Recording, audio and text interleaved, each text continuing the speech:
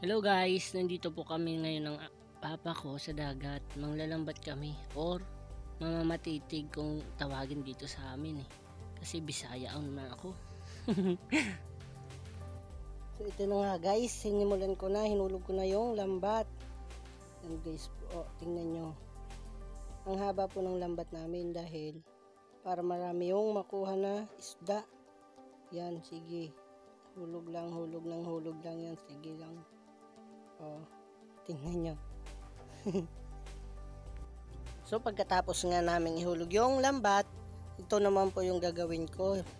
Tutulbungin kung tawagin dito sa amin, para bang tinatakot yung isda. Kasi ano guys, sige.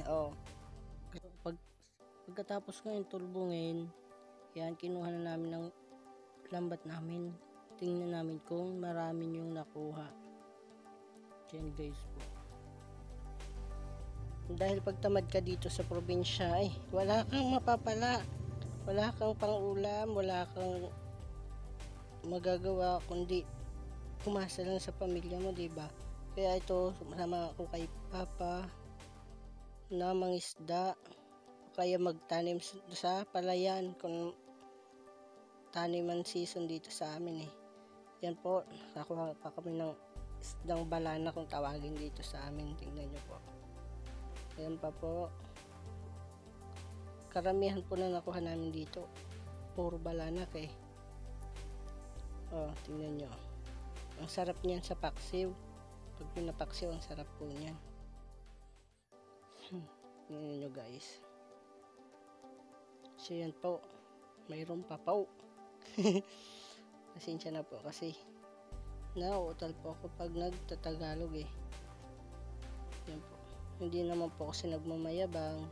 Kahit magsasaka at pangingisda lang yung trabaho ng papa ko, napalaki naman kami ng mga kapatid ko ng maayos. So yan nga po. Ang tawag po niyan sa amin butiti. Lumulubo siya pag nahahawakan. Ayan pa po isang balanak. Yan pa. Buti na lang hindi na mahirap tanggalin sa patitig yung balanak. Tingnan nyo. Ang sarap nyo. Yung makukuha pala namin dito ay magtitira lang po kami ng pangulam. Yung iba, ibibinta po namin para mayroon po yung kapatid ko pang allowance sa pag-aaral. Alam nyo ba guys, dito sa amin, pag wala kang pang-ulam, pumunta ka lang sa dagat, magkakaulam ka na. Yan manghuli ka lang ng isda, may pang-ulam ka na. Kung tinatamad ka naman manguha ng isda sa dagat, punta ka na lang sa bukid. Doon marami doon pang-ulam, mga gulay, gaya ng pako, puso ng saging, hagnaya, at kung ano pa na pwede pang ulam doon na makukuha sa bukid. Yan nga po guys. Nagtagalan kami ng papa ko manguha ng isda sa patitig Kasi ang dami. Sa dami ng kuha namin, nabutan na kami dyan ng tanghali. Tingnan nyo guys, ang dami naman Sige lang. Sige lang namin Saan yan pa? Isa. Puro yung balanak. Ang sarap niyan pag pinapaksiw. Yan po, sige. Puro balanak So dito naman guys, tumatakbo na ako dyan kasi nakakatuwa talaga manglambat kasi ang dami nakukuha sa lambat Tingnan nyo to guys. Yung isa, nalambat po yan. Yan. Hindi na makaalis sa lambat. Yan. Siyempre, pinatay ko na. Baka makawala pa Yan. Kawawa yung isda. Durog na nga yung ulo niya Yan. At dito naman, may isda na tumago sa ilalim ng buhangin yan. Tingnan niya, yun. Buti na lang may lambat. Kung hindi ko yung nakuha. Tingnan nyo.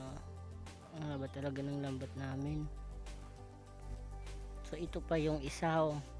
Siyempre, baka makawala. Pinapatay ko na. Tingnan nyo. Kawawa talaga yung isda sa akin. Yan guys, tumatakbo pa ako kasi may nakita pa ako. Yan o. Yan o. Hindi na makakawala kasi dinudurog ko yung ulo. Oh. Tingnan nyo. Kawawa talaga. Yan guys, mayroon pa yan. Yan yung nakuha ng papa ko. Tingnan nyo. Dalawa. Nahuli lang niyang ng kamay. Yan naman po yung balana ko. Tingnan nyo, kawawa talaga sa akin. Durog talaga yung ulo niya. Oh. Oo, hindi na nga yung makagalaw. Dahil sa lambat, dinudurog ko pa yung ulo. Buti hindi nagrereklamo sa akin. Hindi siya nagsabi na kakainin nyo na nga lang ako. Dudurugin nyo pa ang ulo ko. Yan guys, so, kinukuha na namin yung papa ko yung nakuha ng aming patitig, oh. Or lambat kung tawagin sa Tagalog. Dito sa amin patitig ang tawag dyan. Yan guys, oh. Nahirapan pa yung papa ko doon eh. So yan, oh. Mayroon pa. Tawag naman yata dyan sa amin yung ano ba yung tawag dito? Hindi ko alam, nakalimutan ko guys. Yung alam ko lang balanak eh. Kasi yun lang masarap. So yan guys, oh, tingnan nyo ang laki ng balanak niya, no. Oh. Ang dami talaga ng balanak dito. Oh, sige. Buti hindi mahirap tanggalin yung balanak. So yan guys, ito na nga yung nakuha namin. Oh, may pugot pa kami nakuha. Oh, may balanak. Ang dami talaga ng balanak na nakuha namin dito guys. Oh. Tingnan nyo yan, rumpi. O balo ba? Yung may danggit kung tawagin sa Tagalog. Dito sa amin eh. Dito sa amin, balawis kung tawagin yun eh.